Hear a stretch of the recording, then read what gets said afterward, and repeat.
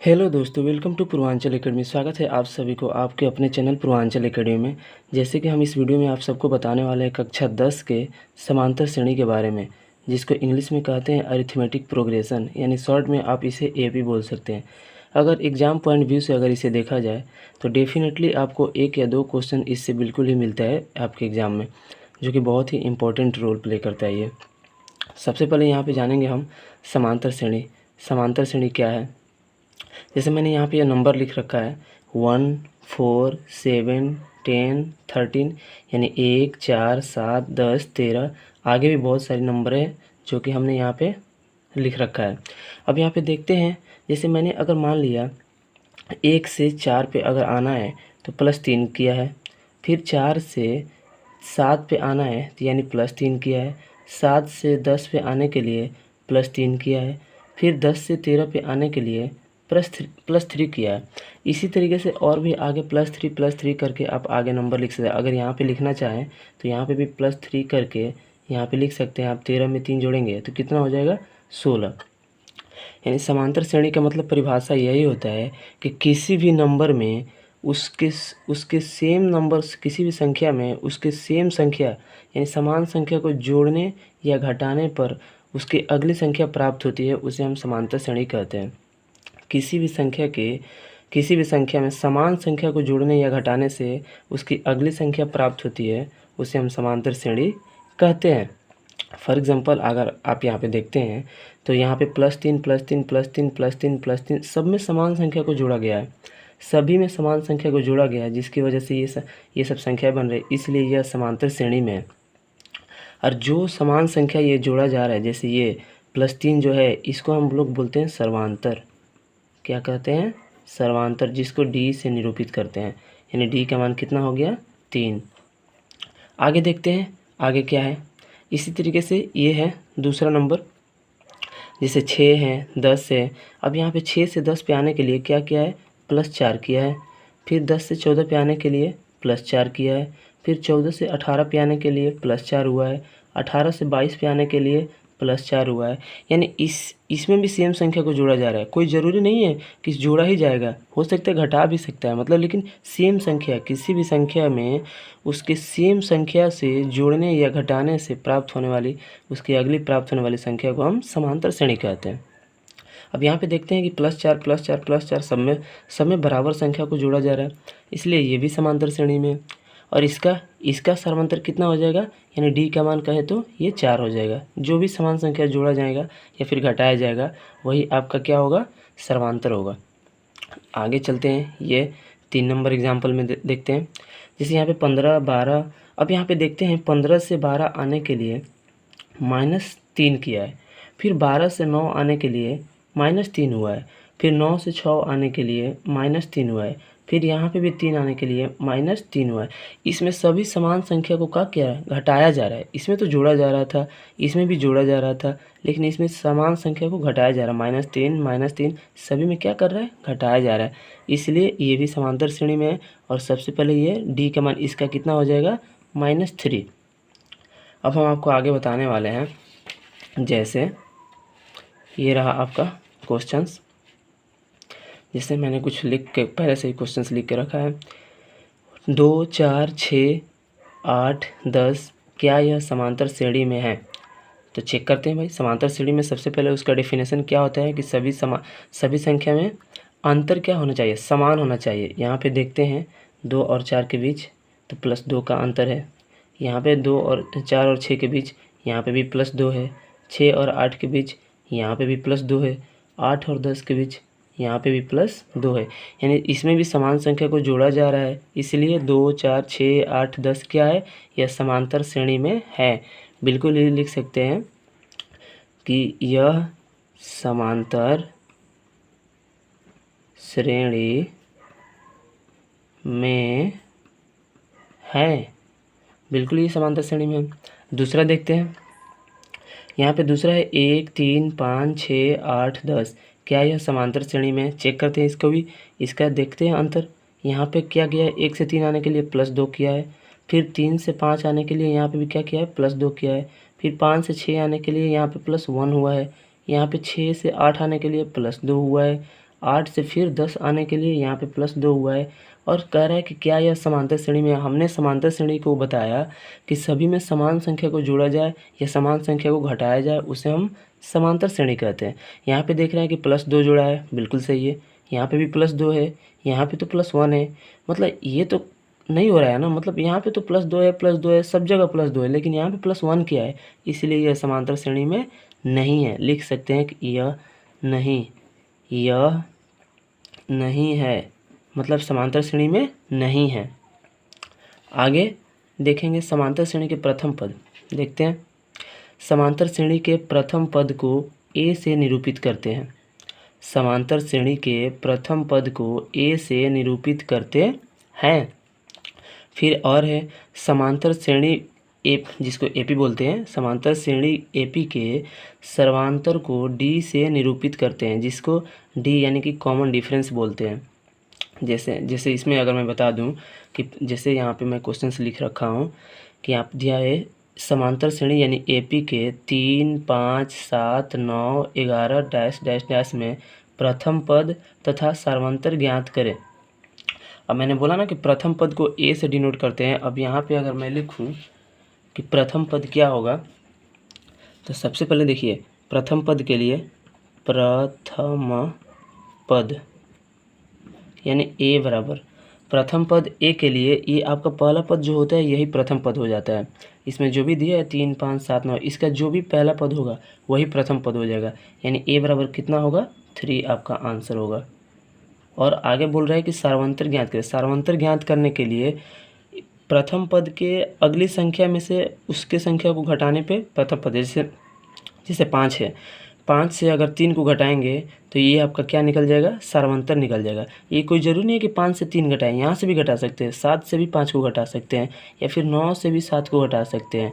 मतलब पिछली संख्या से अगली संख्या को घटाने पर प्राप्त होने वाली संख्या को हम सार्वंतर कहते हैं। जैसे पिछली संख्या 5 है और 5 में से घटाएंगे 3 को, ये जो मिलेगा हमारे पास 2, यही हमारा क्या है, सार्वंतर है। यही क्या है, सार्वंतर है, यानी D का मान है।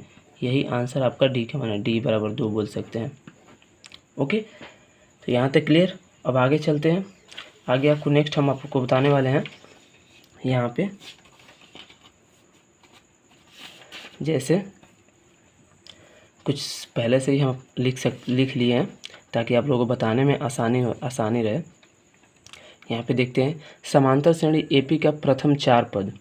समांतर श्रेणी AP का प्रथम 4 पद कैसे होता है। अब 4 पद जानेंगे किस तरीके से होता है।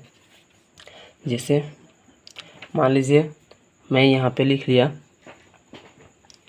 समांतर श्रेणी के प्रथम 4 पद किस तरीके से हैं, देखेंगे। जैसे प्रथम पद क्या है मैं आपको यहाँ पे बताने वाला हूँ। देखिए प्रथम पद की अगर बात करूँ मैं, तो जैसे कि मान लीजिए ये प्रथम पद है, प्रथम पद में बात करूँ, पहला पद, 4 पद इसमें लिखना है। समांतर श्रेणी में 4 पद निकला है, तो प्रथम पद तो A होता है आपका, ठीक है। अगर द्वितीय पद की बात करूँ, दूसरा पद, तो दूसरा पद की बात करूँ तो A प्लस D होगा। अगर तीसरा पद की बात करूँ, तीसरा पद, तो तीसरा पद आपका होगा A plus 2D, A plus 2D। अगर चौथा पद की बात करूँ, चौथा पद की, तो यहाँ पे होगा A प्लस 3D। अब एक चीज़ आप यहाँ पे देख रहे होंगे कि मतलब कि जब मैंने प्रथम पद बोला तो A लिखा, द्वितीय पद बोला तो मतलब A प्लस D लिखा, तीसरा पद बोला तो A प्लस 2D लिखा, चौथा पद बोला तो A प्लस 3D। यहाँ पे ना ये एक कम हो रहा है, हमेशा D का मान जो है ना हमेशा एक कम हो रहा है। अगर मैंने दूसरा पद बोला तो D एक कम ले जाओ, मतलब कि एक ही बार ले आऊँ। तीसरा पद बोला तो मतलब D कितने बार काउंट हुआ है, 2 बार काउंट हुआ है। अगर चौथा पद बोला तो D कितने बार काउंट हुआ है, 3 बार काउंट हुआ है। D का मान हमेशा एक कम ही हो रहा है। मतलब अगर मैं इसी तरीके से अगर मैं 20वां पद बोलूँ आपको, 20वां पद, तो किस तरीके से निकाल सकते हैं। 20वां पद के लिए क्या करेंगे, तो यानी A और प्लस D एक कम लेना है, यानी 20 बार है ना, तो D 19 बार लेना है, यानी 19D हो जाएगा। ये आपका हो सकता है आपसे पूछ ले 15वां पद, तो 15वां पद के लिए क्या करेंगे, तो 15वां पद के लिए तो A तो लेंगे और D एक कम लेना है, यानी 15 से कम लेना है। तो 15 से कम लेंगे तो कितना लेंगे, 14 लेंगे, A प्लस 14D। इस तरीके से आप निकाल सकते हैं। ठीक है, कोई भी नंबर बोले, हो सकता है बराबर पद पूछते तो बराबर पद के लिए क्या करेंगे, a + 11d लेंगे। और एक सूत्र होता है समांतर श्रेणी के nवां पद का सूत्र। यहाँ पे मैं लिखा हूँ कि समांतर श्रेणी के nवां पद का सूत्र। इस सूत्र की सहायता से भी आप जो भी पद पूछे ना कि मतलब आप निकाल सकते। इसी तरीके से हो सकता है nवां पद पूछ ले, 12वां पद हो, 20वां पद हो, 50वां पद हो, तो इस तरीके से nवां पद भी तो पूछ सकते हैं ना। तो nवां पद के लिए सूत्र होता है, समांतर श्रेणी के nवां पद का सूत्र होता है Tn बराबर a + n - 1 इंटू डी होता है। ये आपका समांतर श्रेणी का nवां पद का सूत्र होता है। Tn बराबर a + n - 1 इंटू डी। अब क्या होता है Tn, ठीक है। अब a क्या होता है इसमें, a बराबर होता है प्रथम पद, आप लोगों को पहले ही हम बता चुके हैं, प्रथम पद। d क्या होता है, d बराबर होता है सर्वांतर, d बराबर होता है सर्वांतर। और n क्या होता है, नंबर ऑफ टर्म्स। n जो होता है आपका पदों की संख्या, पदों की संख्या। n जो है आपका पदों की संख्या है। तो इस तरीके से समांतर श्रेणी के इस सूत्र की सहायता से भी आप निकाल सकते हैं। जैसे मान लीजिए आपको बोले कि हमें निकालना है यहाँ से 12वां पद, तो 12वां पद निकालने के लिए यहाँ पे t 12 करेंगे और a प्लस यहाँ पे 12 लिखेंगे, n बराबर 12, n की जगह 12 लिखेंगे, 12 - 1 और इंटू डी निकल के आएगा। तो t 12 बराबर हो जाएगा आपका a प्लस ये 12 में से 1 गया 11d। यहाँ से भी आप निकाल सकते हैं। 12वां पद बोले यानी आपको d कितना लेना है, एक कम लेना है, 11 बार लेना है, तो a + 11d हो गया आंसर। इस तरीके से भी आप निकाल सकते हैं। अब आते हैं और भी क्वेश्चन से आपके जो कि हम बताएंगे। यहाँ पे आपके बुक का क्वेश्चन है, जैसे यहाँ पे दिया है क्वेश्चन नंबर 2। क्वेश्चन नंबर 2 के बारे में क्या है, क्वेश्चन नंबर 2 है कि AP के प्रथम 4 पद ज्ञात कीजिए, जबकि A का मान दिया है 10, D का मान दिया है 10। इसमें 5 क्वेश्चंस आपको दिया है, आप अपने बुक में देख सकते हैं कि क्वेश्चन नंबर 2 का ये 10 के क्वेश्चन नंबर 2 है बुक समांतर श्रेणी का। जो कि पहला सवाल है इसमें कि AP के प्रथम 4 पद ज्ञात करना है, यानी प्रथम 4 पद आपको निकालना है, जिसमें A का मान दे रखा है 10, D का मान दे रखा है 10। फिर दूसरा क्वेश्चन में है A का मान -2, D का मान 0। फिर तीसरा क्वेश्चन में A बराबर 4, D बराबर -3। चौथा में A बराबर -1, D बराबर 1/2। पाँचवा में A बराबर -1.25 और D बराबर -0.25।